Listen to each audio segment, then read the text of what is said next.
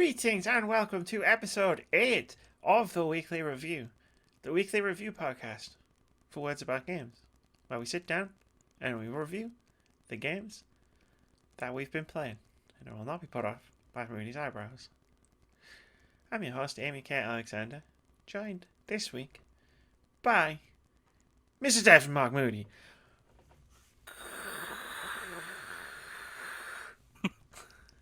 Hello, everybody. How are we all doing? I hope we've had a good weekend so far.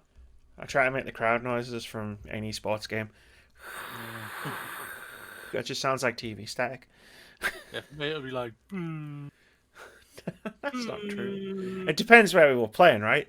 Like, if we were actually playing in front of, like, your stereotypical football hooligans, who I imagine are all that's all of them. gamers. Like the gamers. I imagine we both get booed and, like, we'd have fruit thrown at us, and people would be, like, trying to bomb rush us on the pitch, because we believe in basic things like equality and social justice. And apparently some people think that's bad. I just thought I'd get it out of the way now, because I'm probably going to touch on some of this stuff and some of the stuff that we talk about later. That equality and social justice, good. Just wait until we talk about Cyberpunk, everybody. But no, so it's PlayStation 5 review week for us if we live in the UK. Well, for you. For me, there it is. Hello, friend. New best friend. Yeah, seems a bit pointless doing a special PlayStation 5 review video. Like, the thing came out a week after it came out in, like, other parts of the world, and then, like, you know, even that was, like, embargoes before that, and it's like, it's a bit late, isn't it? It's the same as what they did last time with the PlayStation 4, so it doesn't make a difference to me. Yay. They had it separated the last time, so... Everyone's already seen all the videos, and our video is just because what the fuck else was I going to talk about? How small the Switch is to it? It's pretty small. It is pretty small. It does Pretty look small. Perspective is everything, and the PlayStation 5 is a beast. like a big boy. It's a big boy. There's more of it underneath as well. Like, I know you can't really see, but there's like a whole bit here. Yeah. Like where the disc drive and stuff is. Like, you can't really see it on the camera though. But like, it's nearly as tall as the Switch. It looks like it is. No, it's about this far off. It's about this far off. It's just a little bit smaller. But again, it's because the camera's angled and the Switch is in front, and forced perspective. It's what I was talking about when I was reviewing Superliminal a couple of weeks ago. It's the forced perspective thing. Cool. So, like, yeah, what have we got to talk about this week, Moody? We've got the PlayStation 5 and the DualSense, which I have here. It's right here. It's not going to like, it can't demonstrate it. I can't do nothing without this. We're going to talk about Spider-Man, Miles Morales, Sackboy, A Big Adventure, No Man's Sky, Next Generation, and Astro's Playroom. Those are the games that I've got lined up. And Yakuza. Or as you said in the text message to me when you said, I'm going to talk about this, Yakuza. Which I chuckled at. I chuckled at it, but I was like, you know what? I'm not going to be a dick and point it out. But it sounds funny to say out loud, so I wanted to say it on the podcast. Yakuza. The friendly, cuddly version of Japanese gangsters. You know I can talk about Yakuza all day, every day. And often, sometimes, do. Someone stopped me today and were like, did you get the new Assassin's Creed? And I was like, nah, mate, I got Yakuza. And they were like, what's Yakuza? And I just went, ho, ho, ho, ho, ho. And then I just told them what Yakuza was. Take a seat. Let's have a chat. This is Amy's time to shine. And then after talking about Yakuza, she was like, so this is why you don't buy Assassin's Creed. So yeah. take that Assassin's Creed that you bought, trade it in. Yakuza like a dragon. I mean, that's a joke. I haven't played Assassin's Creed, but from what I've heard from my co-host, it's not great. So I haven't been back on it. So the embers of me sort of like thinking about maybe picking it up over the Christmas break were completely extinguished when we did our review of it last week, and you were like, and you talked about it, and I was like, all right, cool. So actually, I guess I should thank you because it's like, okay, I don't want to play that anymore. I'm good. I'm very good. Yeah. So your review worked, Moody. On at least one person, me. Cool. So do you want to just dive right into this podcast where you're going to sort of sit there and nod a bit? Don't worry, it's a participation thing, because what I'm going to do is, at least for this first 2 bits, I want you to ask me questions. If you would not mind, about anything that comes to mind. We'll start with the PlayStation 5. I've had it for, at this point, 4 days. 4 days. I've played quite a lot of it. I'm not gonna lie. I've started and finished Spider-Man Miles Morales. I've played about 2.5 hours of Sackboy. Astro's Playroom I played for about 90 minutes while other things were installing when I got it on Thursday, because it's already installed on the console. And No Man's Sky I've played too many hours. You wouldn't believe me even if I told you. I would actually. Yeah. But it was a lot. It's just kind of like the same with me. I'm shaking my head at you thinking, why did you play No Man's Sky? But then I'm thinking, why am I even asking that? Because I'm playing Dragon Age Inquisition, our 5-year-old game. So in fairness, I can't argue this. In fairness, I wanted to check out a game that had been upgraded for the next generation. And I was like, well, No Man's Sky's been upgraded. So I clicked the purchase thing, even though it's free. And then it was like, cool, and it downloaded the PS5 version onto my PS5. And I was like, cool, I'll check this out and see what's going on with it. And then I played a lot of it. I spent longer. I told you a story just before we started, and I also tweeted this morning of that. Like, I found a crashed spaceship in a lake next to my house. And I spent longer fishing that ship out of the lake and flying into the space station and selling it for an obscene amount of money than I did playing Sackboy. Like, it took longer to do that. And I was like, and you know what? And this is no slight on Sackboy, and we'll get into like all of the games later, but I actually enjoyed that more than I did playing Sackboy. There's nothing wrong with that. And it was just you like what you like. There's a lot of walking and a lot of shooting a laser at things and a lot of swimming, and I was like, ooh, what's this? And it turned out it was a heat vent, and it went, "Pwah!" And I went, ah! And my life support was like, ah! Red alert. Yeah, pretty much. It was like, what did you do, you fucking idiot? Losing air.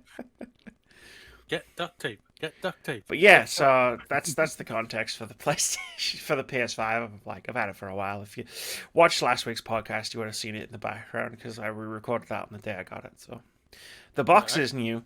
That was the box it came in. That's half of the box it came in. Yeah, I've used it to put some stuff in I'm getting rid of. Luigi.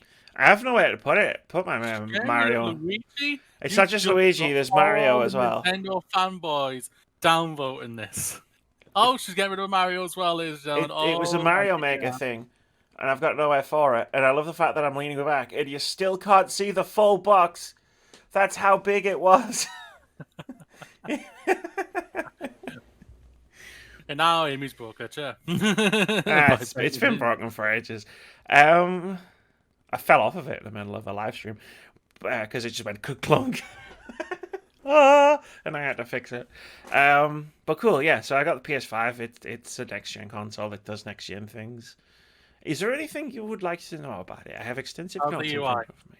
How is the user interface? They've pushed that a bit. And it does look pretty. It does look very slick and very, very good. Man, it's like the one thing I didn't put on here. But yeah, the UI is really cool.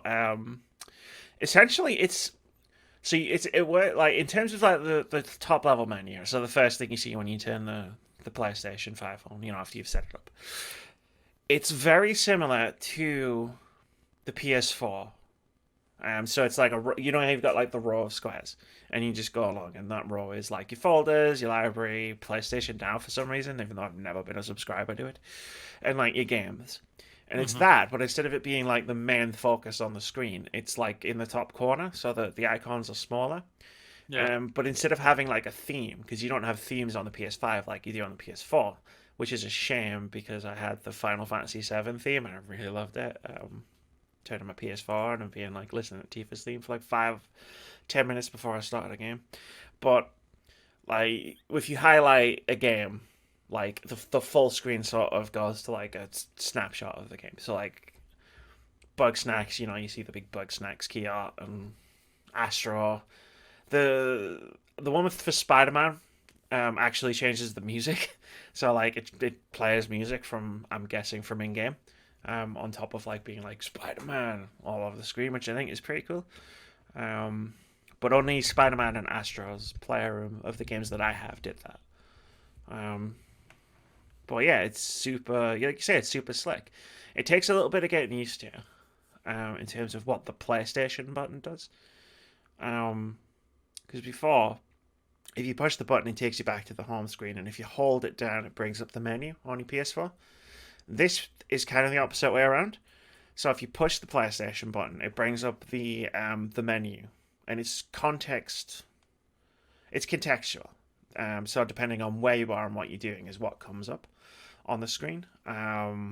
Basically, like say when I was playing Spider-Man, and I push the PlayStation button, and it brings up some of the some of the trophies, and like how close I am to getting them, some activities that I'm doing. It's got like the last clip that I captured, which PS5 seems to if you get a trophy, if you unlock a trophy, PS5 doesn't just take a screenshot.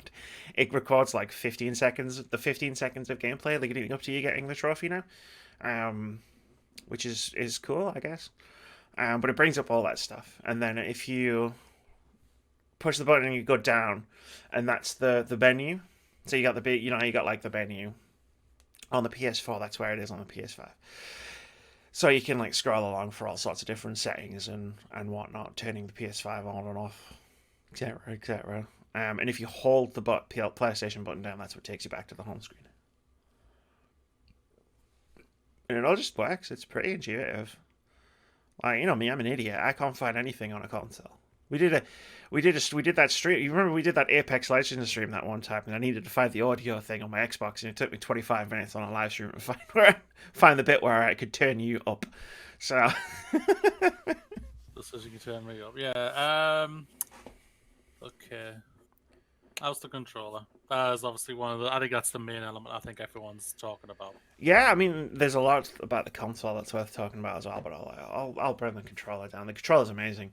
The controller is the best part of like the experience of having a PS5. It's very weighty as well, by the way. It's heavier. It's much heavier than the PS4 controller. Like, which is something I'm only just now like appreciating now that I'm holding it with one finger and a thumb to hold it up on the thing. But it's very meaty. It doesn't feel cheap. Doesn't feel plasticky in any way. It doesn't feel too much different from a PS4 controller in terms of like button layouts and where the touchpad is and everything like that. The main stuff is obviously in the haptic feedback and the adaptive triggers, which are the two sort of main things that I've heard everybody talk about in terms of this controller, because they are mind-blowingly amazing. They're such subtle things most of the time. So I'll give some examples because I have them to hand. See what I did there? So I'm talking about a controller and I have them to hand. So the adaptive triggers are really interesting. Places where I've noticed them, Astro's Playroom obviously is a big deal with this because the whole thing is is designed to basically be a tutorial for the controller. I probably shouldn't hold that right in front of my microphone. It'll be like small things that I've noticed so far. So like in No Man's Sky, when I was launching my spaceship, and like you hold down the trigger, and what would happen is it would have a little bit of weight to it as you like hit the thing.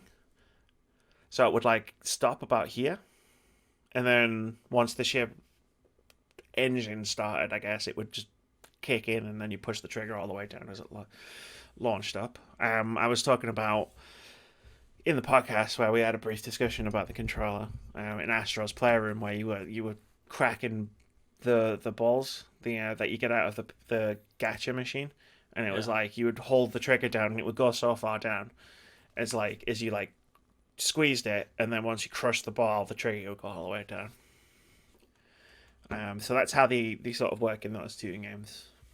I know there's other stuff like for upcoming games. I remember the Deathloop. The Deathloop devs were talking specifically about like when if you need to reload, like your triggers just won't go down or anything like that. But like it's a similar sort of thing. It really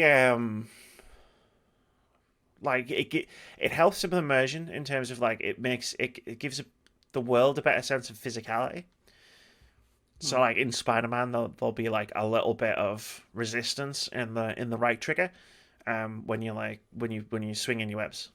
So when you like when you're swinging through the world and you press R2 to like thwip, and there'll be a little bit of resistance when you're doing that, which is like it makes sense, and it's kind of cool.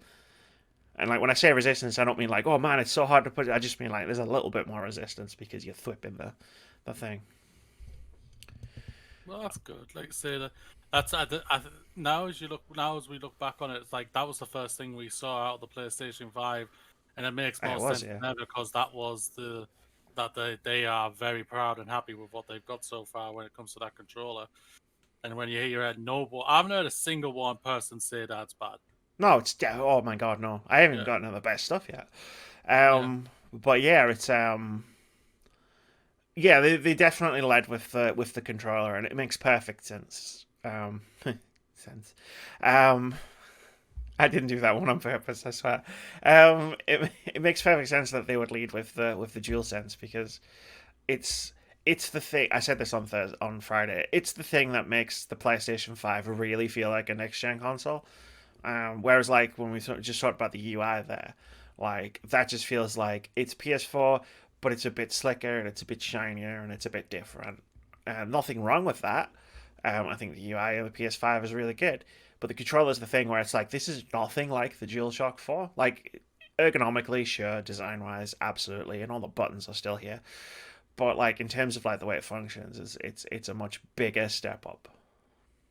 And the haptic feedback, my God, I'm never gonna get over the first time I really felt it. So like, it's like HD Rumble in the Nintendo Switch Joy-Cons, except that good.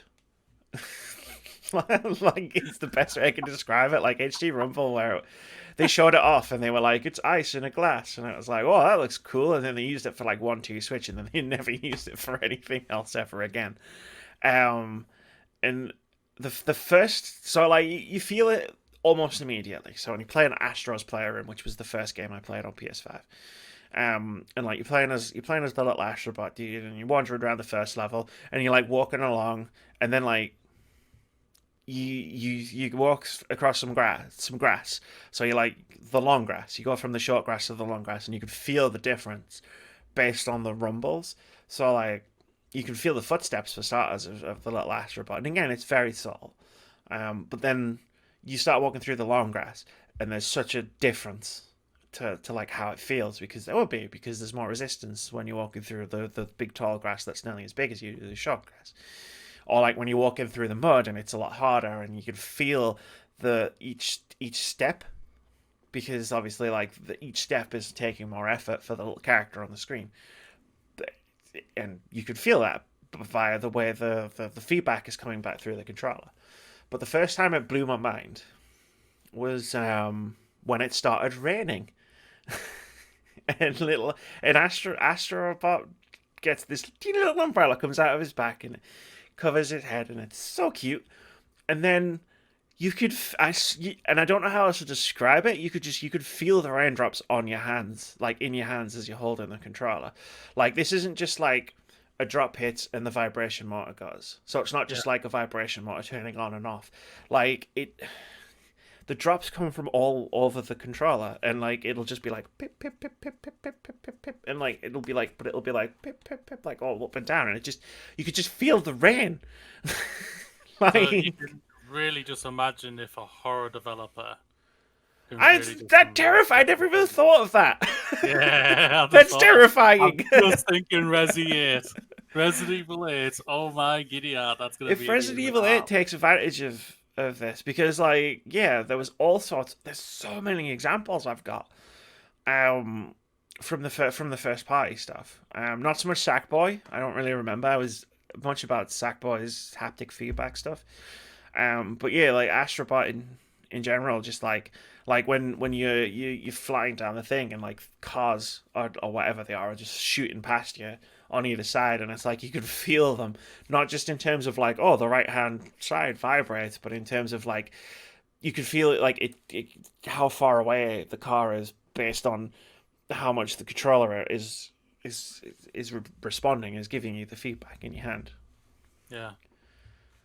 Like, it's I'm trying my best to explain it as best as possible in it, but it is definitely, and then I know this is kind of a cop out, it is definitely something that you're only going to be able to grasp when you actually use the controller. Right. When you actually use the controller, you will just like be like, oh, that's what you were talking about. Yeah. That's what everyone does say, that they can't describe it properly until you've felt it, until you've held it yourself. So yeah, that's really kind of. Obviously, one of the biggest things they were talking about was their SSD. How is it on their end? Oh my god, I played Spider-Man Miles Morales, and I saw 0 loading screens. The whole game from start, it starts, and you do this little. You can choose to have a recap of Spider-Man 2018, which I did, just in case, like, I'd forgotten anything important. And then it goes to the menu, and it goes straight from this recap, and Miles walks onto the subway, looks at his phone, and that's the start. And then the start menu, that's the start menu. There's no load between the two things. And then you press the cross button to start the game, and then Miles walks off the subway, and that's the game just starting. Wow. Well, I think I can see that happening for pretty much all PlayStation exclusives. Yeah. At least. Let me rephrase that. All PlayStation Studio exclusives. Yeah. The PlayStation Studios logo, by the way, has definitely been inspired by Marvel.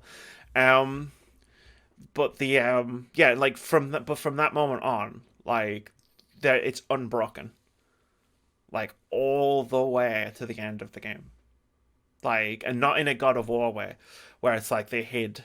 I mean, I'm sure there's loading screens hidden in this game, but you can in God of War, you're playing it, and it's one unbroken camera shot, and you could tell where the loading screens have been placed. In God of War, if you're looking out for that kind of thing. But with Miles Morales, like, I can't see them.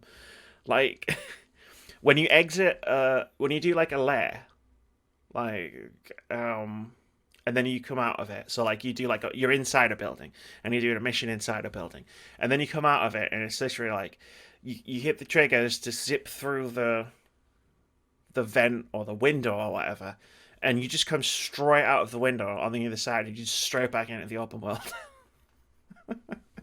That is pretty good, like, not gonna lie, it does sound really canny. That's, yeah, well, they were put there. Cerny was pulling that. He was like, this is gonna be so good, you're gonna like it. It's like, it's great from a technical aspect as well. Like, it's just great to have no loading screens, but like, it really helps with the immersion in the game, because there's no breaks. So like, you're not hitting a loading screen when you're loading into a mission, say. You don't hit a loading screen, you know what I mean? Like, and you're sitting there waiting for like 60 seconds or 2 minutes or whatever the loading screen time is. Because you just go. You're always gone. Like, go, go, go. Okay, cool, you've done that. You Now what do you want to do? Like, you're still in the game. Like, you're still in the game. That's fantastic. That's great to hear that. I'm glad to hear about that, I guess. How's the memory for it? Because I know a lot of people has been this very contentious thing when it comes to the memory. What do you mean, like the storage? Yeah. I don't know. That's not really something I'm gonna be able to answer for a while because like I've got plenty of space on it at the moment because I've only installed like 5 games. Um, like in 6 months' time when I've got like a big library of games, like I don't know whether that it's only got like 667 gig of usable space or something like that. And it's like it might be an issue, it might not be. I don't know right now. Like all the games that I wanted to download, I've downloaded. They all fit, but I because it's launch, I don't really have that many games. How's the new PlayStation store? Amazing. They revamped it now. like, like if you check out the last 2 Words About Games podcasts, you'll hear me. The post-show discussions, With you'll the hear me app. praise the Yeah. app like incredibly. But yeah, it's part of the dashboard now, as opposed to so like you scroll all the way to the left on the PS4 and the store's there, and you click it, and then you have to go into the store, and it's like a whole separate thing, and it takes ages, and then it's really like slow and laggy. This is just so sharp. It's there. So you go to the left, and then you click it, and then it's like clicking. It's like when you go down on a game to see all of the information underneath. That's where the store is. It's just down there. Like so, it's just a part of the dashboard. You go to it, you go down, and then you do all the stuff you otherwise could have done. Check out your deals. You can check out your PS Plus stuff. You can search for games. You can just see what's out. And it's not laggy at all. It's super quick. I'm guessing because the SSD is just like oh, I already loaded that. But wait, I loaded that 2 games ago. No. I'm reading your mind right now. Yeah. I knew you wanted to have a look at this. Yeah, like I say, like it was just a really, really good, really positive experience. How's the installs been? Fine for me. So, I like I say, I just set everything away and played Astro. And then I came back and most of it was done. And then like the other games, No Man's Sky, Bugsnax, they did their thing while I was playing Spider-Man. Everything was fine for me. There is a bug because there's a couple of bugs with this console. Some that I've experienced, some that I've just seen other people experience, and one of them is like there's an infinite waiting to download message that can sort of hit when you're using the console. So you can hit to download a game and it'll just never start, and you can't clear it. Like you can cancel the download and start the download of the game again, and it'll still just say it's waiting to download. The only way you can actually fix that is by factory resetting the PS5 right now, which is obviously not a great solution because then everything else that you've already downloaded will go, and you'll have to reset the console up. Hopefully they've got an update coming fast for that.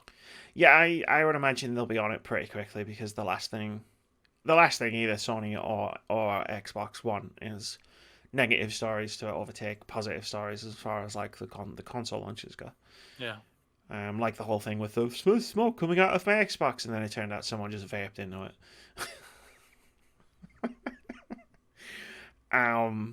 But yeah, that is one. There's a console level bug that I did encounter a couple of times, which I should talk about here, as well as playing Miles. Which is my console just completely crashed and turned itself off. And I thought it was the game, but it wasn't. Turns out it wasn't the game. So like the console can just lock up, and then it will just completely freeze. And then it turns off, and then there's this very scary, I want to say 2 or 3, it felt longer, but I want to say maybe 2 minutes, where you cannot turn the console back on. And it was terrifying, because I was like, oh my god, is my PS5 bricked? Like, after only having it for like a day. Within 24 hours of owning it. No, it does turn on eventually, and there was like an error report thing came up on the screen. And it was like, do you want to send an error report? And I was like, yeah, sure, why not? I'm sure they're getting millions right now, but I'll send one too.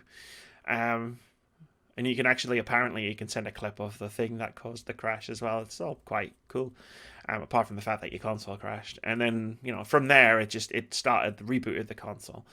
And it happened again while I was playing No Man's Sky. But I didn't panic that time because I knew what was happening.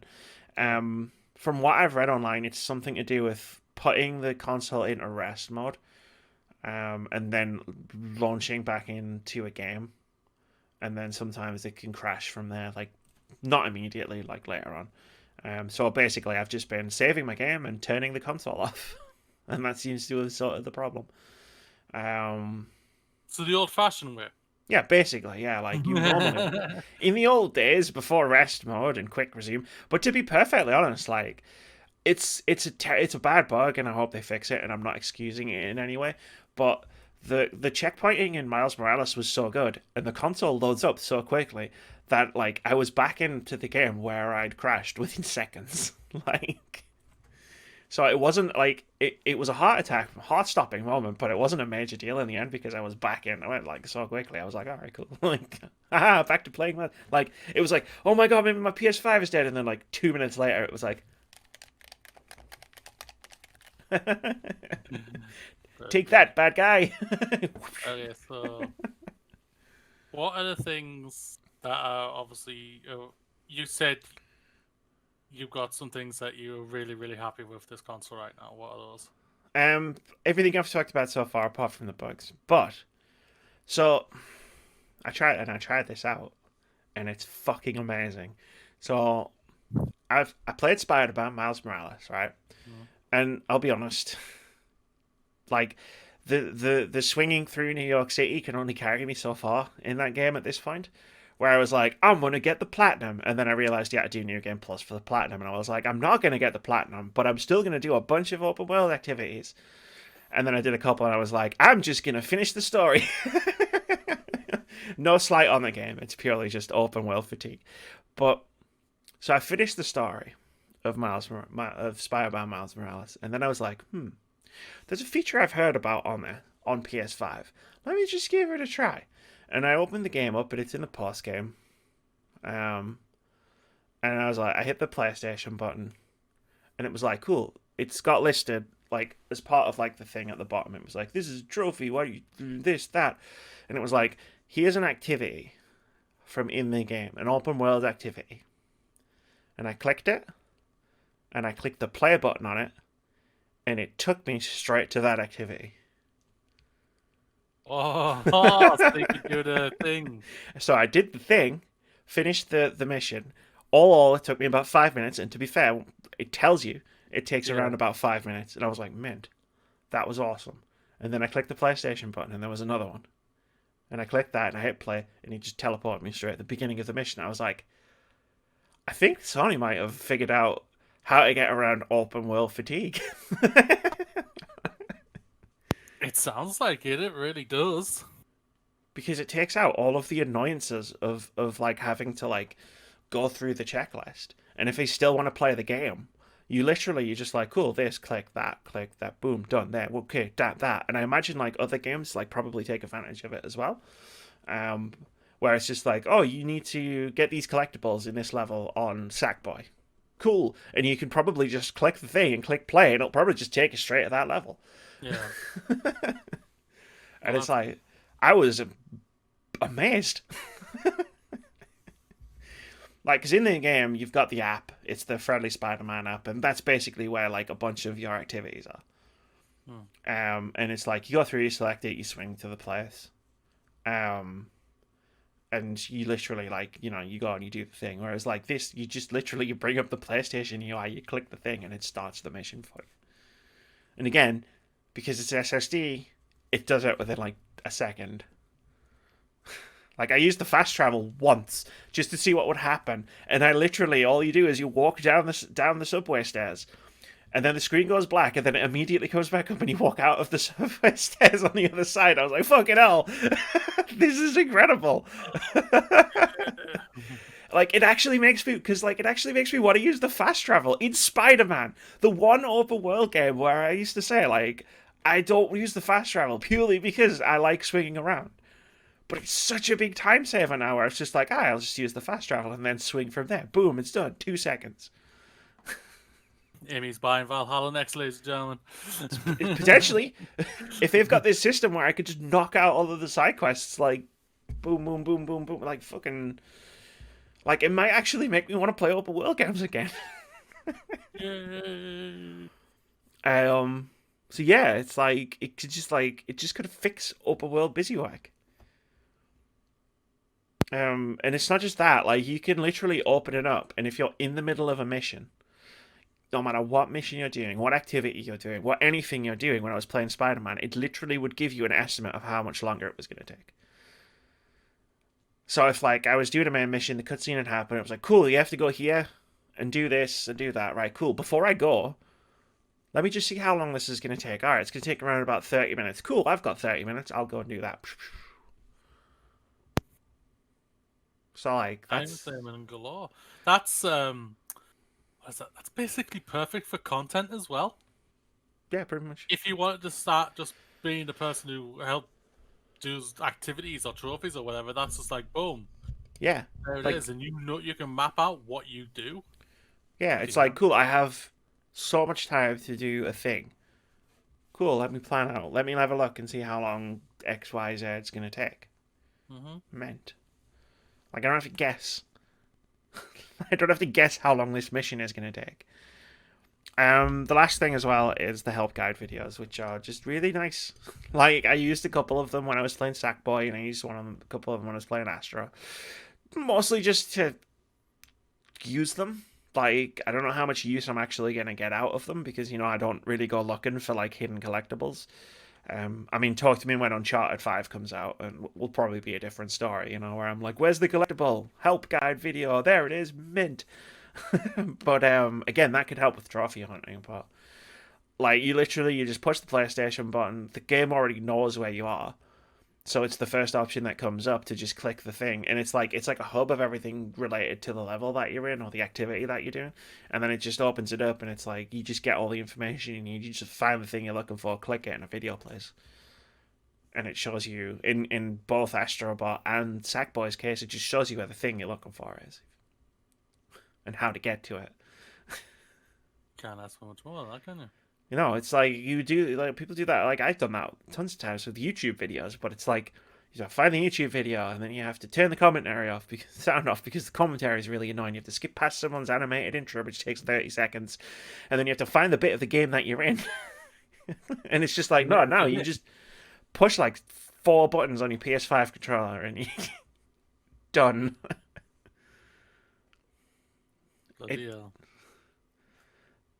Like, it's the small things, you know? Like, yeah. I played Spider-Man in performance mode as well. We'll talk about that when we talk about Spider-Man. But I played Spider-Man in 60 frames a second, Moody. Oh my god. But yeah, that's it. I think I've gone through all my notes. Yeah. I think that's pretty much it. Like I said, it's going to what it tells you right now. It's giving you everything what you needed. So yeah, it's not like a big, huge, meteoric next generation moment. And by the way, this is the last video where I'm going to call the PS5 and the Xbox Series X next generation. I'm just going to start calling them current generation from now. But like, it's the smaller stuff.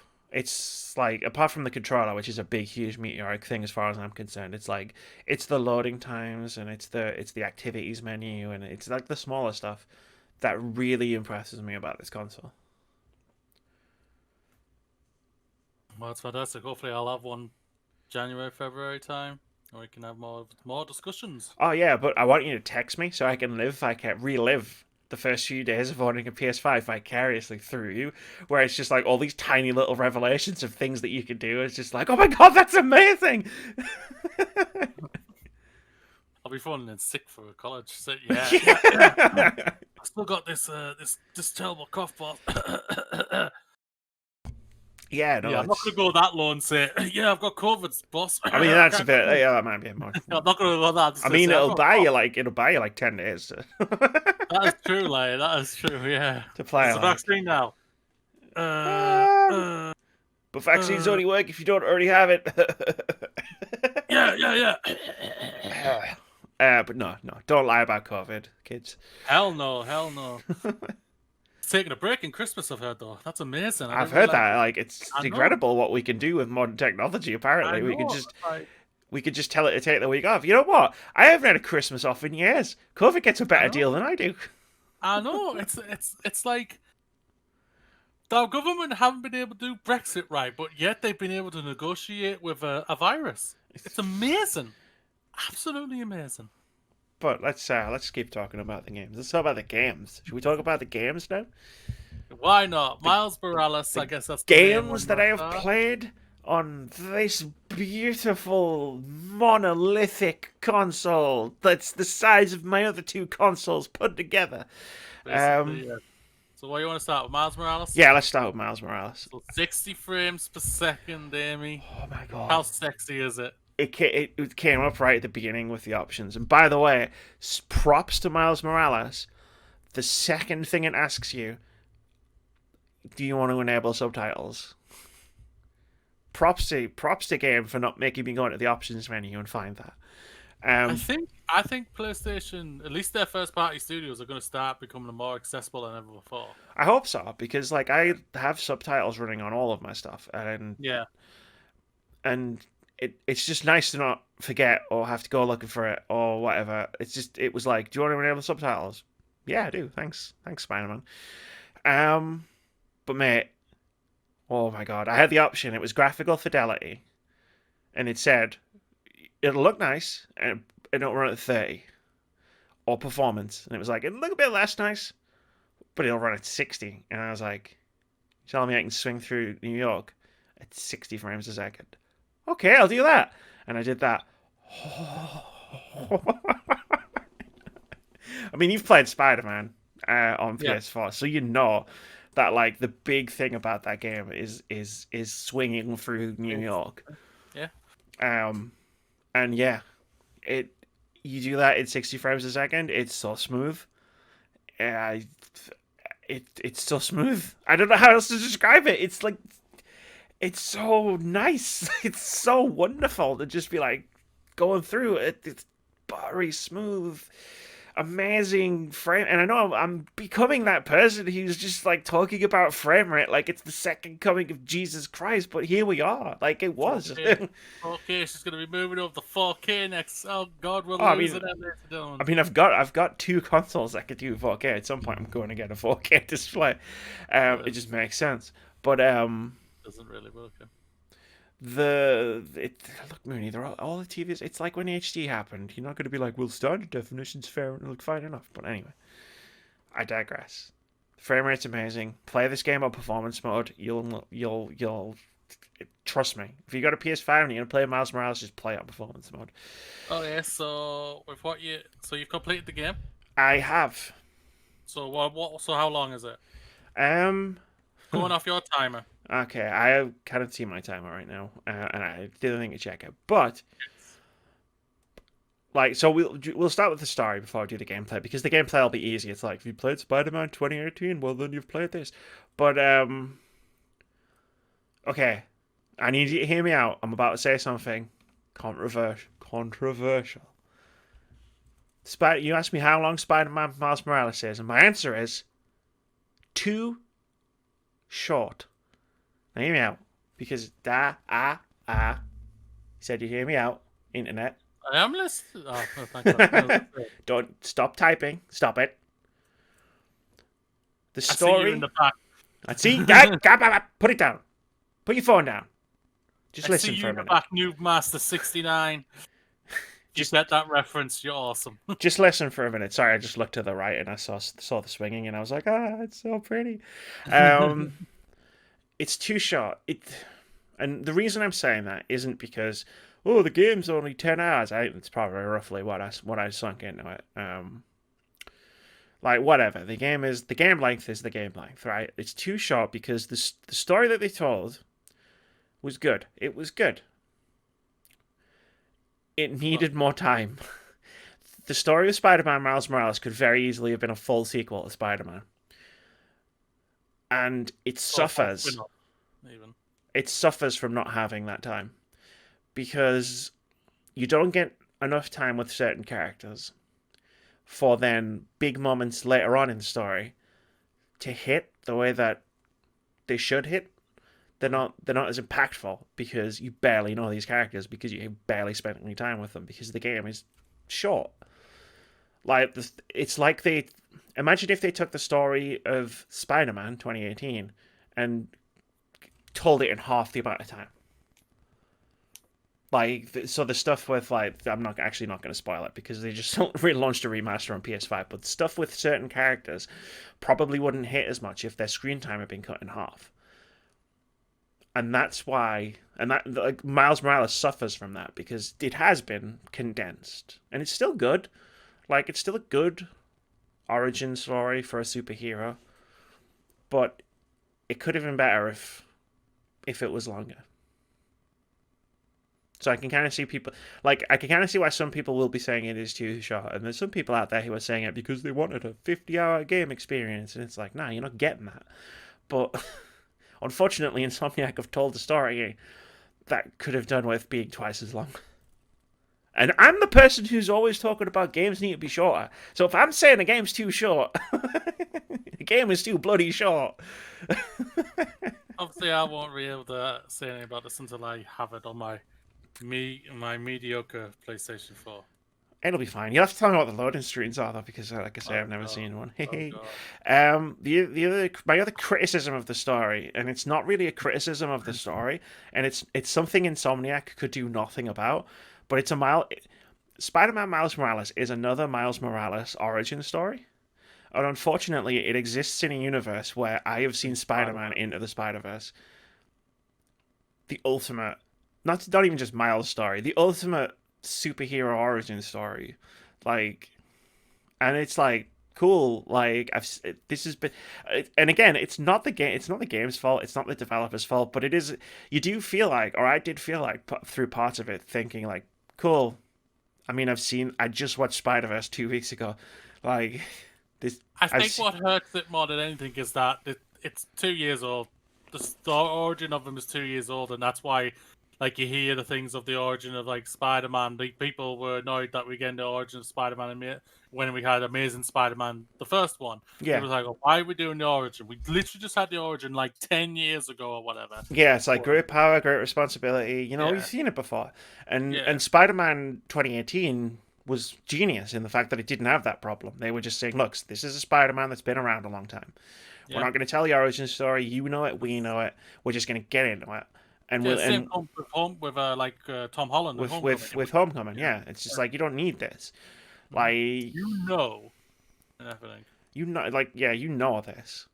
It'd be like every single Batman movie retelling the Batman origin story. Like, we get it, right? His parents were killed, and now he's a Batman. Like, it makes perfect sense in comic book logic. Why not? But like, and again, it's not a bad origin story by any stretch of the imagination. It's just that, again, I've seen the Spider-Verse was such a good thing. It's such a high bar. It's just like the game can't help but not clear it. But it is a really good story. It is really entertaining. The characters, for what you get to see of them, are excellent. I think Miles Morales is genuinely an excellent character, like video game Miles Morales. I think his voice actor. The award for best character. I mean, best voice actress or whatever. I'd probably still, like, ahead of a couple of people on that list. Sandra Satt did an amazing job in Avengers, but he does an excellent performance. I can't begrudge the fact that, and a lot of people have recognized that. I want to give a shout out to Rio Morales, Miles's mother, who is not in the game enough, who is amazing, and who needs to be in the game more. I also want to give a shout out, and I'm going to say it, and it's going to be like, I feel like I do this with every game he's in. Troy Baker. Troy Baker voices one of the villains in this game, and he's incredible. Troy Baker. And I was surprised by this. Right. Dawn French does a voice in Sackboy, and it took me ages to work out whose voice it was. Troy Baker said 2 words in Miles Morales, I was like, hey, it's Troy Baker. I didn't know you were in this game. Yeah, I didn't. I won't lie, I didn't know until you just said that. Which No, doesn't no. bother me at all. But Ashley Birch is in the game as well. She's so you know how J. Jonah Jameson is a podcast host in this game series. So like he does the negative Spider-Man podcast, and then there's this other character called Danica who you can listen to her podcast, and she does the praiseworthy Spider-Man podcast, and she's voiced by Ashley Birch. And I heard 6 words out of her mouth and went, Ashley Birch is in this game? Damn. that's good. I'm glad now. I'm glad, like I said, it's not surprising that obviously it's not surprising that a Troy Baker is in a Sony game. Anyway, he's like part of the wallpaper now. Yeah, he's like part of the decoration of the family. Uncharted, Spider-Man, Last of Us. Yeah. Like even with Last of Us 3, which we all believe is going to probably come in eventually, he's probably going to be in that somehow, somewhere. Yeah, he will be totally. You can't not have at least one Joel appearance, scene in Last of Us Part 3. But yeah, no, everyone does a great job. The characters are fantastic. I also want to give a shout out. There's a character in the game who is deaf. And it's done really, really well. It's really cool. Like, she's done it very much, but there's just like a couple of fantastic moments. And honestly, like one of my favorite moments in the game involves I think her name is Haley. One of my favorite moments in the game involved it, and all I'll say to everyone who's like spoiler averse is it involves a new spider suit, and that's all I'll say.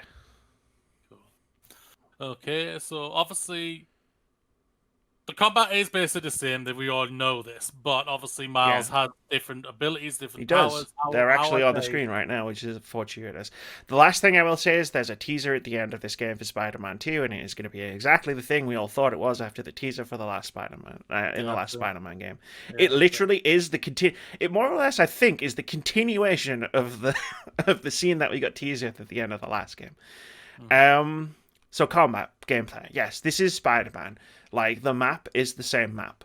Like, it's just covered in snow because it's Christmas. And honestly, it's kind of cool that it's all covered in snow and Christmas decorations. I kind of liked it. But it is very, like, as someone who platinumed Spider-Man, it is very recognizably the same map. Like, I recognized landmarks. I found my way around a couple of places just based on the fact that I was like, wait, I've been here before. Oh, look, there's Avengers Tower. I went at the top of that in the last game and jumped off. I'm not going to do that this time because I can't be bothered. It's really tall. The gameplay is very, very much, it's the same foundation, right? So like the combat gameplay is the same. The swinging is incredible. 11 out of 10. I'm just going to mention that right out of the bat. The swinging is still unbelievably satisfying. Even when you fuck it up. Because when you fuck it up, the game compensates. You hit a wall. You don't just hit a wall. It just so it goes, oh, you just run up the wall. Like, because you're Spider-Man. And it's like, oh, yeah, cool. So I'll just get that out of the way right now. Hey, there's Haley. There's the character I was talking about. She's on the screen right now. The combat gameplay is still separated into those two parts.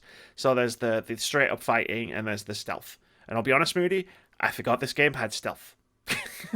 I forgot Spider-Man 2018 had stealth and was surprised when it came up in this game.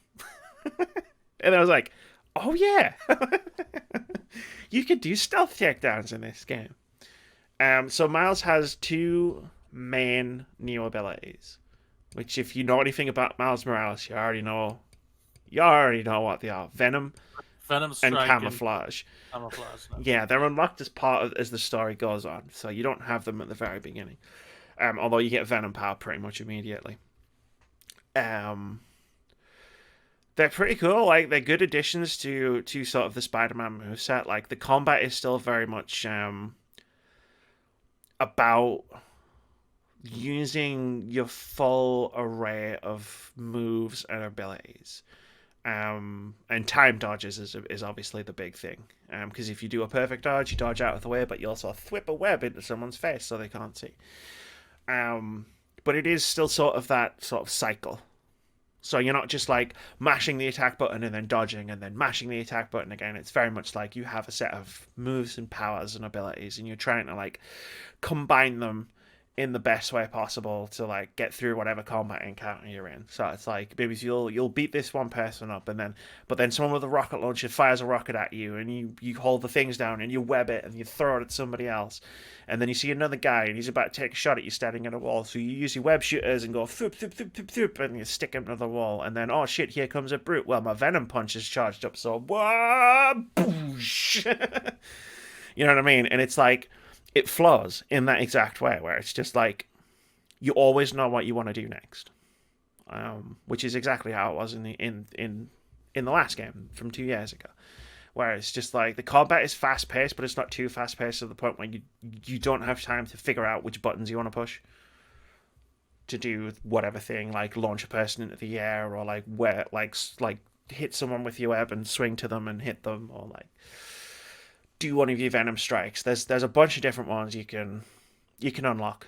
So you got like the venom punch. You can like jump up into the air and smash the ground with venom strike. You can launch everyone into the air with it as well. Like you can you get upgrades and skill points, so you can make venom punch chain, or you can make the radius bigger on the ground pound, or whatever. Like, and it all just feeds into that sort of combat loop. Oh, that's Perfect dodging is still so satisfying, because it goes slow-mo for a second. You just see Spider-Man go, pew, and then you just see the guy in the background go, oh! How's the soundtrack? Soundtrack was one of the... It's pretty boss. It's pretty much just Spider-Man, but with a beat, if that makes sense. Like... So, like, it's the Spider-Man soundtrack that you'll remember, and then there's a beat behind it every now and again. Oh, and there's some good, like, I know someone wrote the theme, like, someone specifically, like, there was a rapper that specifically wrote the theme song for Spider-Man Miles Morales, and it's pretty good. It plays at the end credits. And I think it's Jaden Smith. I don't know enough about anything about that world, but I think I know what happened. And yeah, it's pretty good. It's not my kind of music, but yeah, it's pretty good. It's about Miles.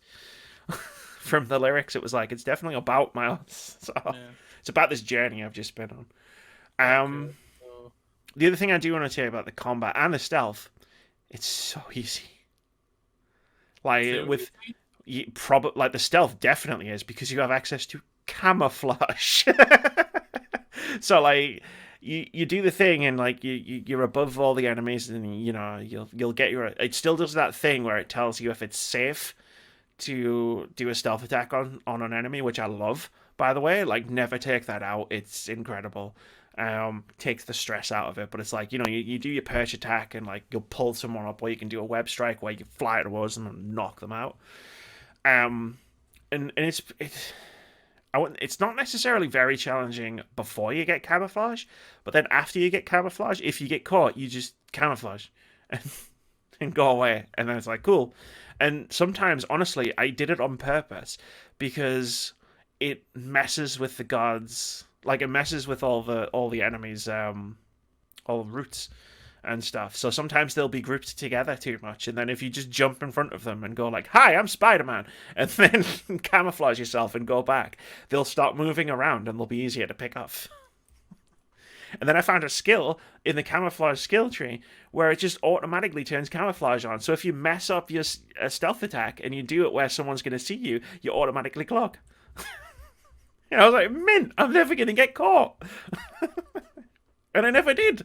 Like, there was twice, I think, in the late game where it was like, I was doing the stealth stuff, and then I just went, you know what, screw this, I love doing the combat, and I would literally just jump down and venom punch the ground and be like, alright, fuckers, come on, and they'd be like, they're calling reinforcements because you went too loud, and I'm like, bring them on as well, I'll do them all.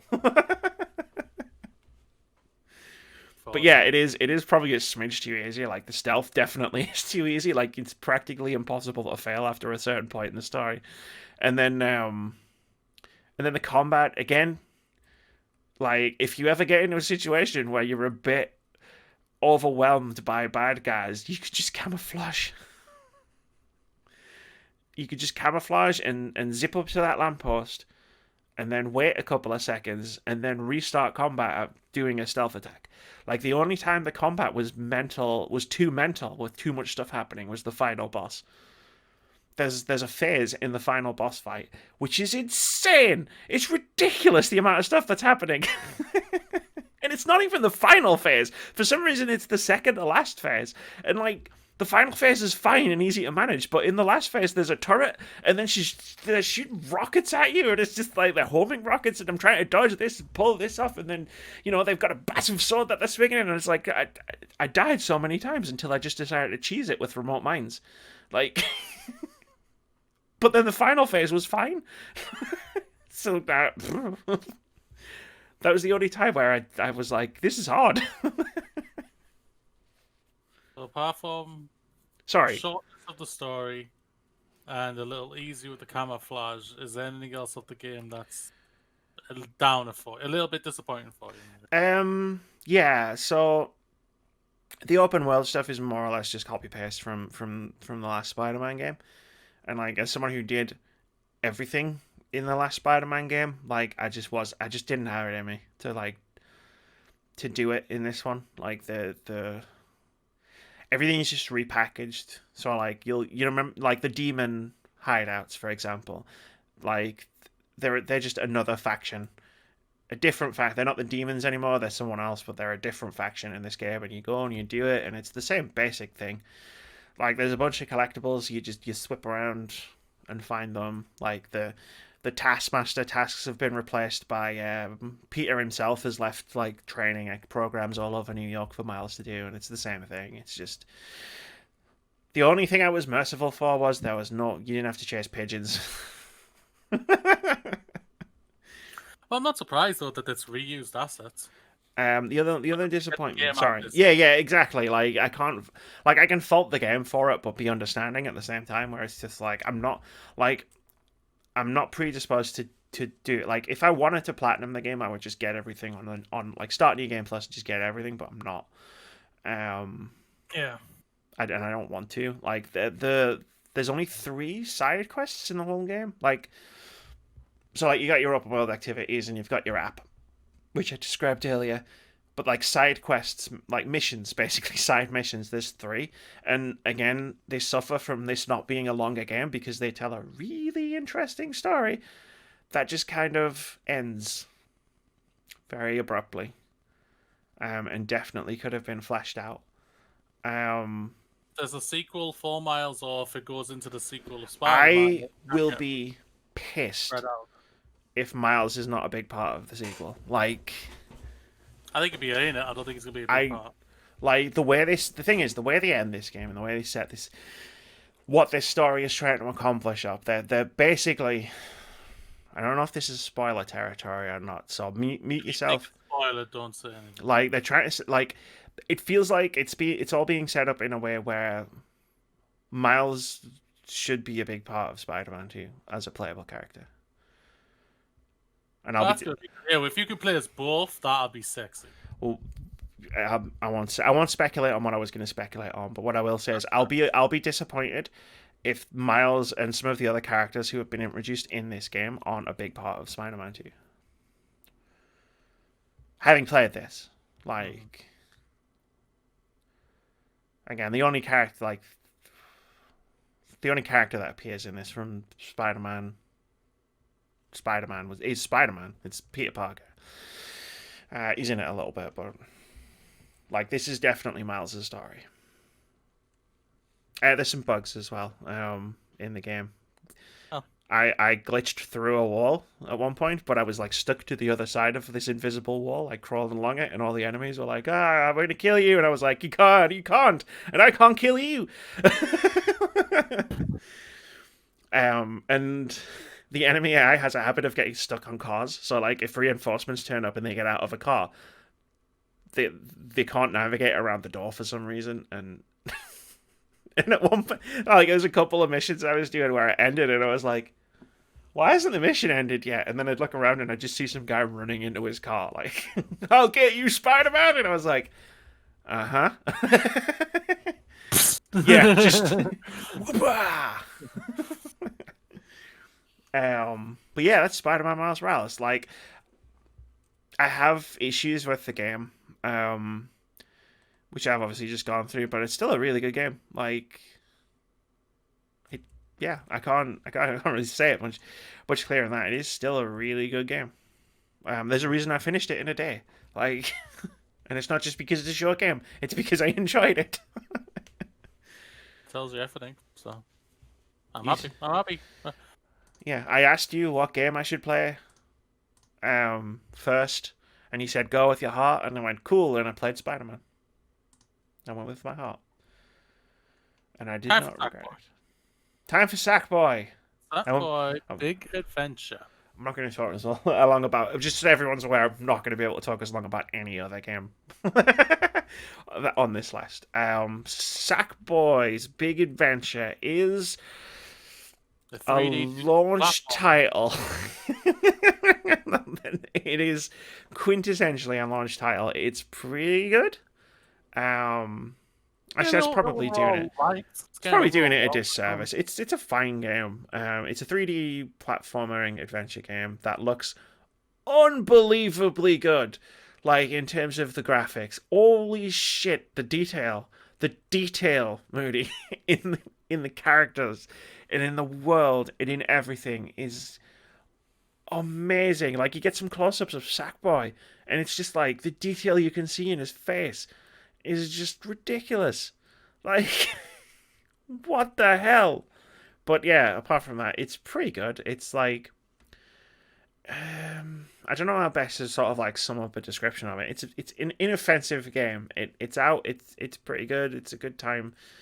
You can have fun with it. There are some genuinely surprising moments. There are some great moments, and then a lot of it is just kind of like pushing buttons on a controller to make things happen, which I know just describes every video game, but it's like at a certain point I felt like that's what I was doing. Like I wasn't playing the game because I was like, I have to see how this ends. I was just like, I'm playing this because I'm playing it. Like, because it's the thing in front of me. But we can go and break down into more detail of that if you want. Which I know you do, because that's the podcast. Yeah.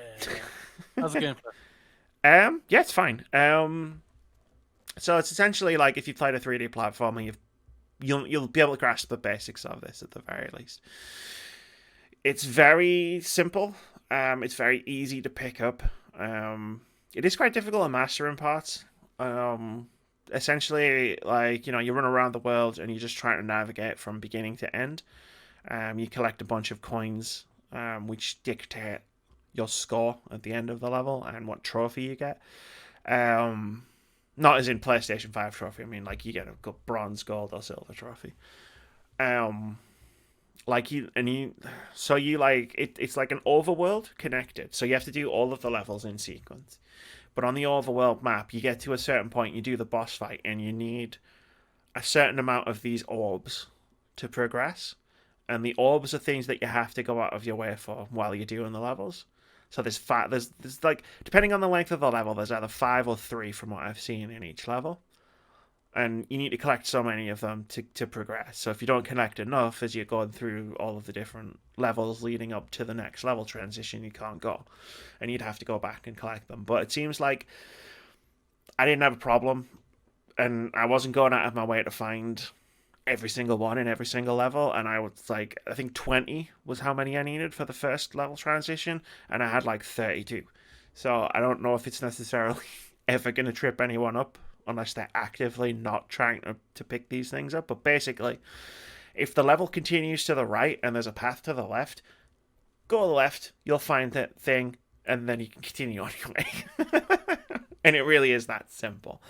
And when I say simple, I'm not saying it as a bad thing, right? Like, it's just, that's the type of game Sackboy A Big Adventure is. And I knew that's what it was going to be as soon as I saw it revealed at the PS5 reveal event. Like, I knew it was going to be a simple, charming 3D platformer. And that's exactly what I got. The opposite of Demon's Souls, the game I chose to not get, and then get this instead. Yeah, we'll sort that soon enough. Yeah, I'll get that. No worries. But I think this is probably the better speed for me when I was like, if I only have a few hours to play a game, I should play Sackboy instead of Demon Souls, because that's an entirely big commitment. And But if on you the click with it, I don't think we would be recording right now. we nearly didn't have B-roll for this episode because I played No Man's Sky last night instead. But yeah, like it just happened on the screen. I found one of those little orbs. It's like they're right there. Like off the beaten path is not very far off the beaten path, and you can find all sorts of stuff if you go off. Like you can find new emotes, you can find new costume pieces. Like there's all sorts of stuff you can find if you go looking for it. And obviously the game has multiplayer. I don't have any friends on PS5 at the moment, so no multiplayer for Amy. And even if I did, I don't know if any of them would have. January, February. Even if I did have friends on PS5, I don't know if any of them would have prioritized getting Sackboy on launch day. So, yeah, I have it for the PlayStation 4, and I'm probably going to give it a go next week. And then after that, I won't be getting it for the PlayStation 5 when I get it. Like, say, absolutely not. My priority will probably be giving Demon Souls a go. I'm hearing nothing. Holy crap! I told you that. No, but I'm screeching this podcast to a halt. Movie's going to play a Souls game.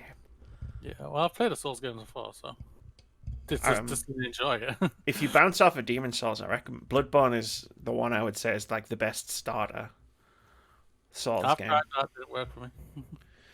Because Demon Souls is 12 years old, and even looking at gameplay footage of the remake, it sometimes looks like it's still 12 years old from a gameplay perspective.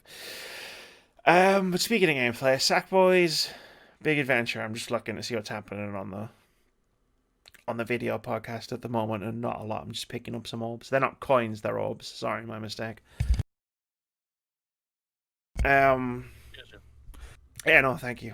It's about to do the boss fight, and I realized I dressed Sackboy up like Little Red Riding Hood very early on in the game. So it's everything that we all thought was going to be a nice little platformer to start the generation off. Good for families, probably. Absolutely. People who I follow online who have played it with their children. And if you've got younger kids and you want a game for them to play it, or you want a game to play with them, I can wholeheartedly recommend Sackboy, and you'll both have a good time.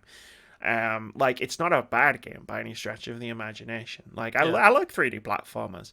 Like it's fun. Like it's not, for the most part, it's not too challenging. Like there's challenge levels where you have to complete them as fast as possible, and they can be challenging because they're designed to be. But like the levels themselves and like the boss fight that you're seeing on the screen right now, like it's all very. If you've played 1,000 video games before, it's all very easy. Like, but if you play it with your kids, you'll have a fine time. Like the story's charming. Dawn French is in it. The Meerkat guy, the guy from the Meerkat adverts, he's in it. Yeah. Like it's and you know what? It's fun. It's quirky. It's surreal. There's a couple of moments that really did make me laugh out loud. Like in cutscenes. Like some of the cutscenes are really funny. Like just in general. And like you'll have a good time if you decide to play this game. Like for sure. Unless you really don't like 3D platformers, but don't buy a 3D platformer. That'd be like me telling. Game, Amy. You've got one more game, an old game, but it was got a nice little update for itself for the PlayStation 5, and that is No Man's Sky. It is. Game that you were just saying that you couldn't get off. I did. I put that ahead of Astro's Playroom. Okay, No Man's Sky. Actually, I'm going to do Astro's Playroom because I'm going to do it really, really quickly. It is also everything I just said about Sackboy. But if you are an old gamer like us and you have nostalgia for PlayStation, it's a really fun time because you go through that. It's a really good demo for the DualSense. I highly recommend everyone plays it just to get a full grasp of what the DualSense controller can do. If you have nostalgia for PlayStation, you should play this game for two reasons. One, some of the collectibles in the game are artifacts, and those artifacts are old PlayStation stuff that you collect. So, like, the first, series of levels you do are PlayStation 1 era, and you collect the multi-tap and The mouse. Remember there was a PlayStation mouse? There was a PlayStation mouse. You collect the LCD screen for the little tiny little PS1 that they released. You remember that thing? And then you go to the PS2 era, which is the second one, and all the collectibles in the second world, the PS2 era stuff. And again, you get like the iToy and like all this cool old PlayStation stuff. And then it goes into the hub world. And it's like huge and it's gigantic, and you can run around it, and you can mess around with it. You can punch the PS2 microphone, and there's a little Astrobot guy looking at the end of it, and it goes blah, and it goes blah, and like you can hit the disc tray open button on the PlayStation 1, and there's a little dude on top of it, and he goes flying, and it's like, it's great. And the second reason is, as you go through, you'll see a little dude with a camera, and that person is filming something that is basically an homage to a PlayStation game. So, like, they'll be acting out a scene from The Last Guardian, or Silent Hill, or Everybody's Golf, or Bloodborne, or any number of PlayStation games. And it's amazing to, like, find all of these things and just try and figure out what each one is. So if you've got any nostalgia for PlayStation, it's a must play. I think it's only like 3 or 4 hours long. I'm halfway through it, and I've played it for an hour and a half. So go play. It's fun. So yes, No Man's Sky. I don't know what to really talk about as far as No Man's Sky goes. Yeah, I won't lie. I was a bit like, really? No Man's Sky? No, it's literally just because I wanted to play a game that was upgraded for PS5 from PS4, and I chose No Man's Sky because literally the thing popped up on my app, and I was like, all right, cool. I mean, yeah, sure. I own No Man's Sky on PS4. I bought it on launch day. So I'll upgrade it and I'll download it and I'll give it a go. I've been meaning to check it out since all of the updates happened, since the last time I jumped in, because all of the updates happened. So I did it, and I'm addicted to it. Like, me being addicted to it doesn't have anything to do with PS5. But I'll talk about that part later. The upgrade, and again, I feel like I'm going to be saying this a lot over the course of the next 6 to 12 months until like the novelty is worn off. This game looks incredible. Holy crap. I don't know if it's always looked this good, Mooney, but Jesus.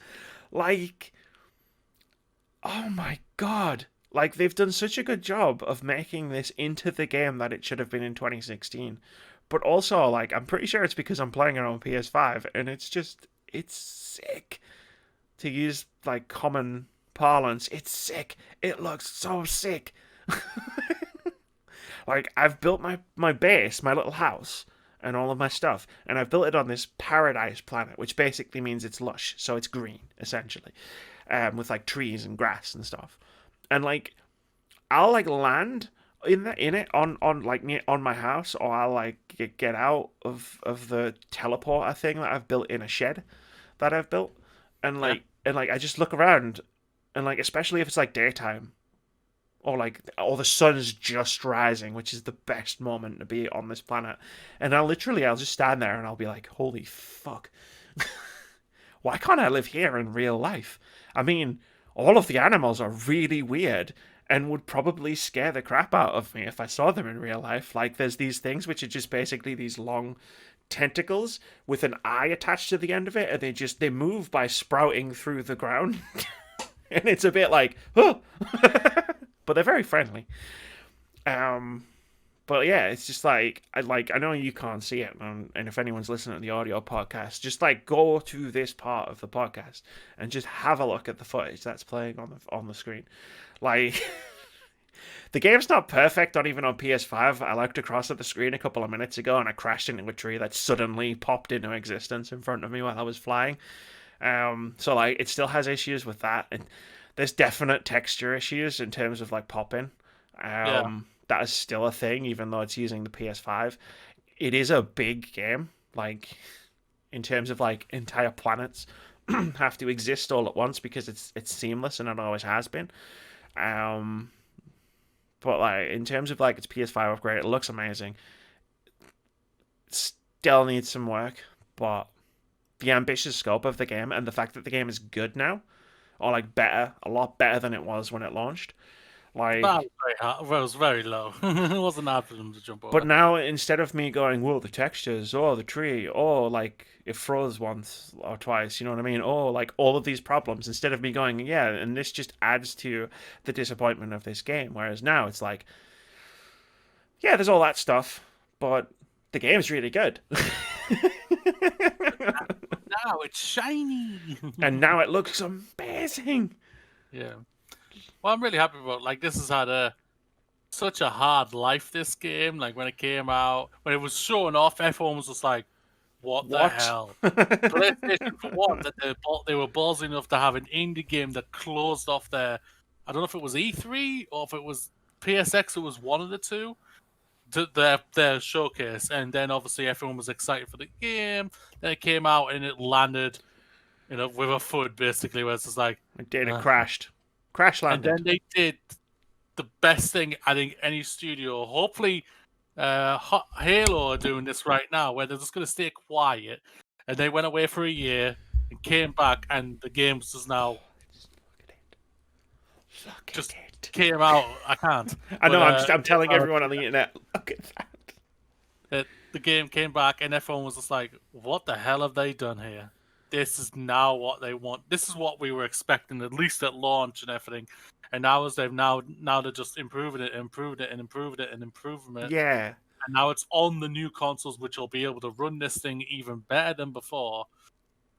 Yeah.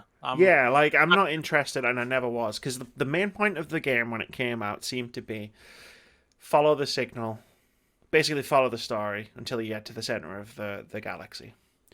And that was never my jam. That's not why I wanted this. I have watched 1 billion hours of Star Trek in my life. And only that's true. It feels like it. It's about Like, average by aliens, so yeah, I wanted a galaxy to explore, right? And yeah, sure, if there's a cool story or whatever, like I'm down for following it. But like, I wanted like the promise of exploring the galaxy.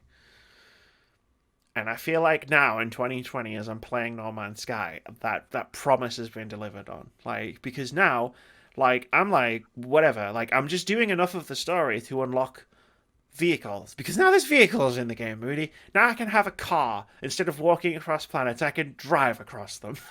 I can get a mech if I wanted to.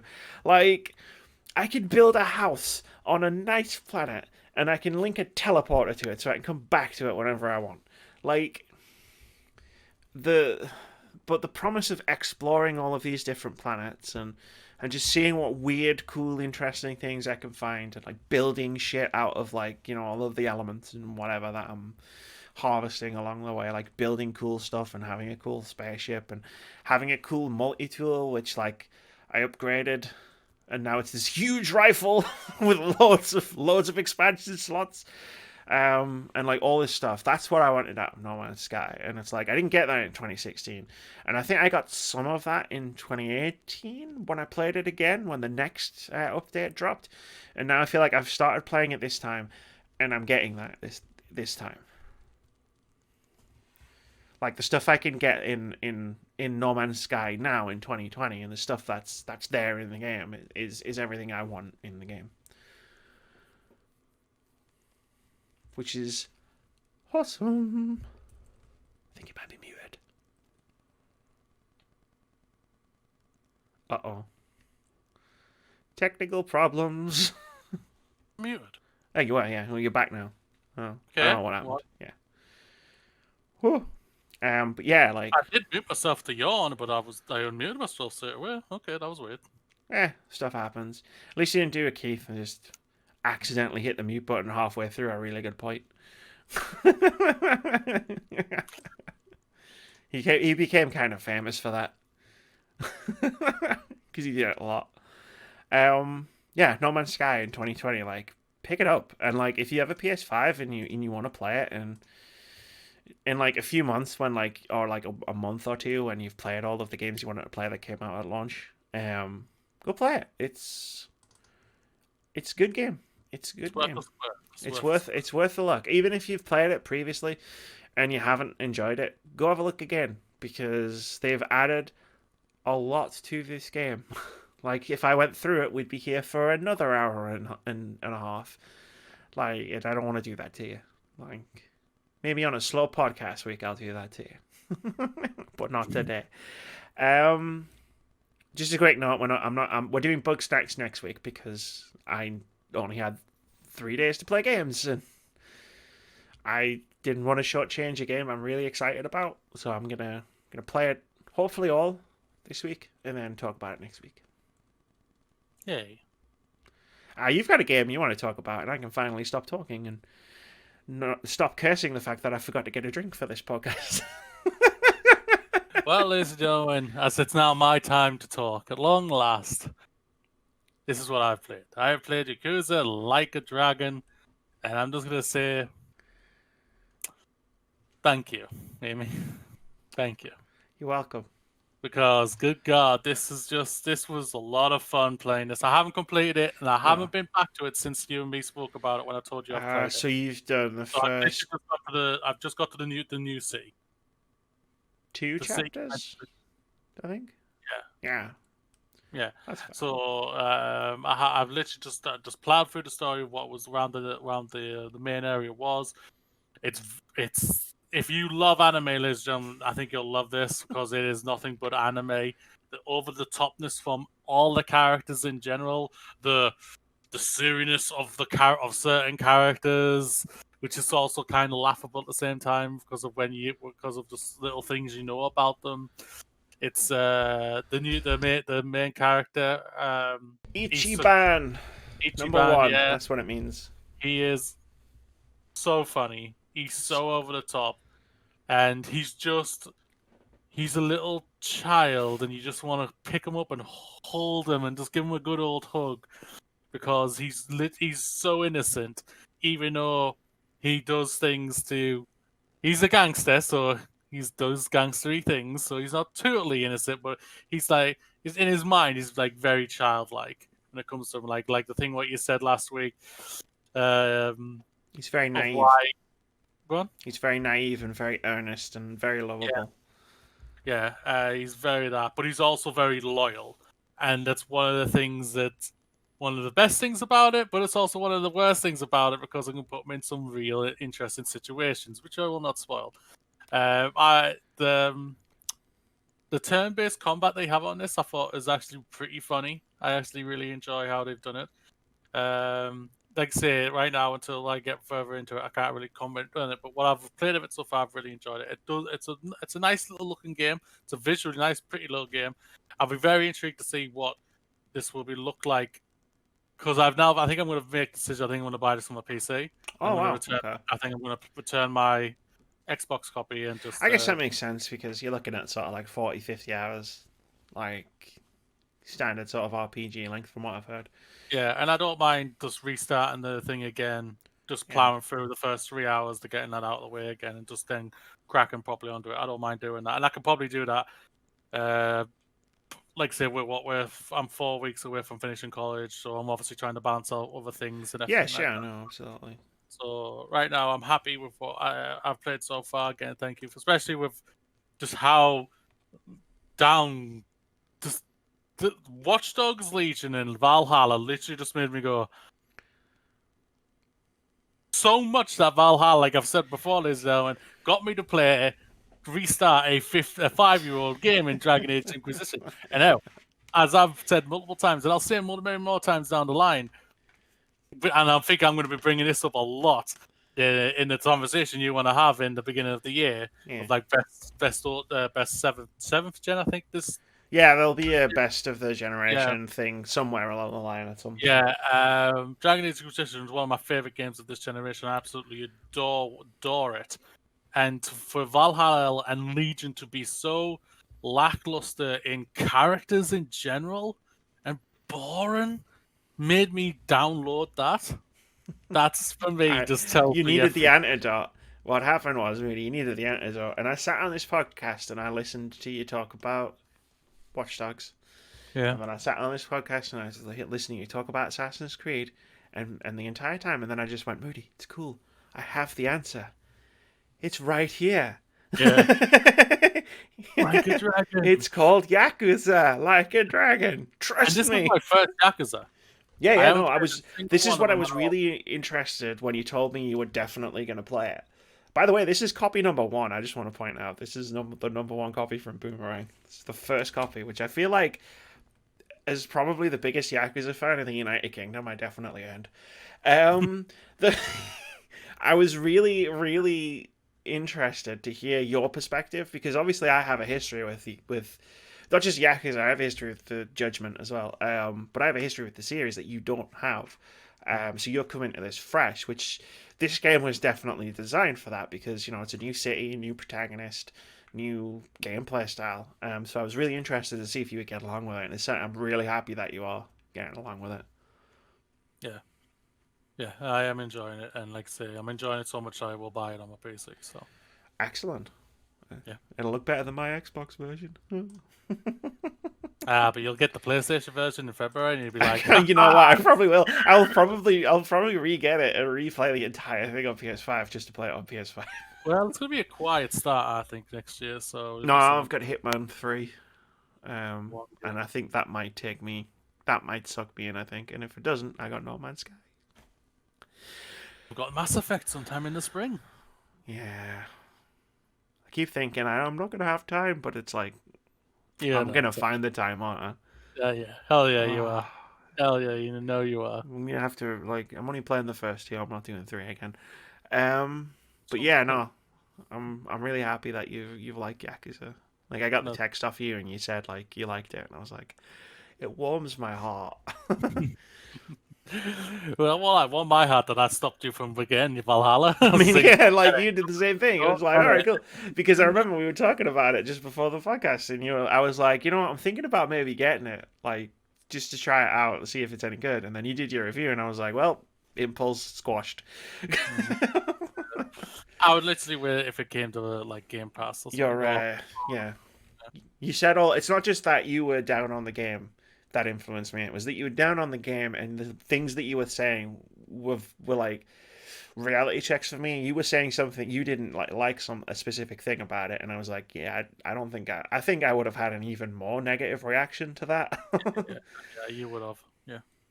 Like I'm a pretty forgiving guy when it comes to certain things on games. Like some of the games out there, like people are saying, "Oh, this is terrible." I was like, "What are you talking about? This is fun." Yeah, like I feel like people have this assumption about me where it's like I hate most games and it's a miracle if I love something. Whereas like it's like I mean, and some people I know, like Keith, I know thinks that I'm like super harsh on games. Where it's like no, even if I love a game, I point out its criticisms. That's my job. I review games. Like I spent half of our Miles Morales talking about issues I had with the game, and then still at the end said, "But it's a good game and you should buy it, especially if you've got a PS5." I'll say one thing and this is an important thing that I've always had in my mind ever since hearing it from Bob Iger's book. With his conversation with Steve Jobs, a couple of pros can literally outweigh many, many small cons. Yeah, like take Spider-Man 2018 for example. Like I was in the very midst of being like so done with open world games. Yeah.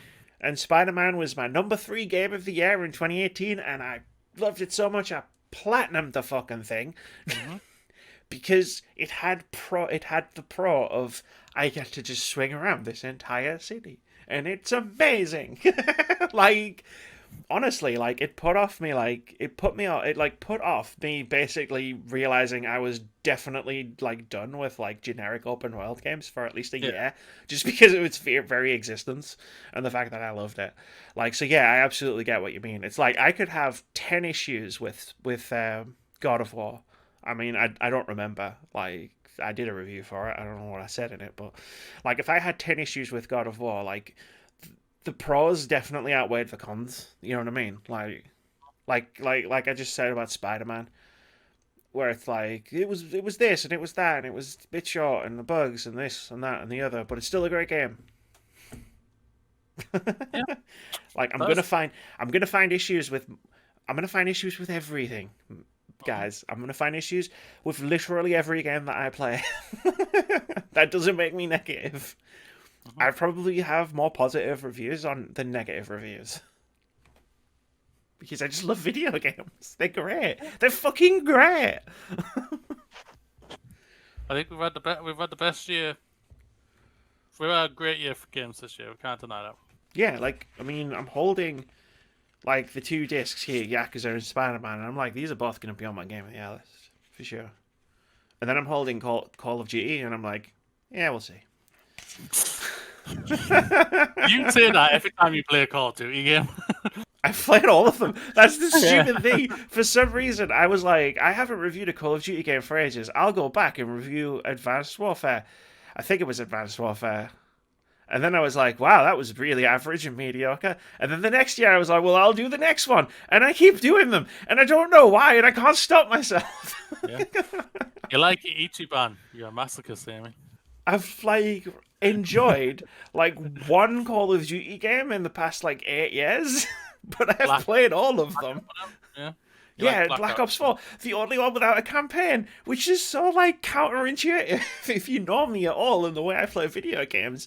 Like, that should have been the one I hated the most. But for some reason, like, Call of Duty, just, it's topsy-turvy. It's just, I'm in the upside down whenever I have to interact with Call of Duty. I don't know what the fuck's going on, but I've got the new one, and I'm going to play it, and I don't know why. And one day I'm going to figure it out, and I'm going to write that video.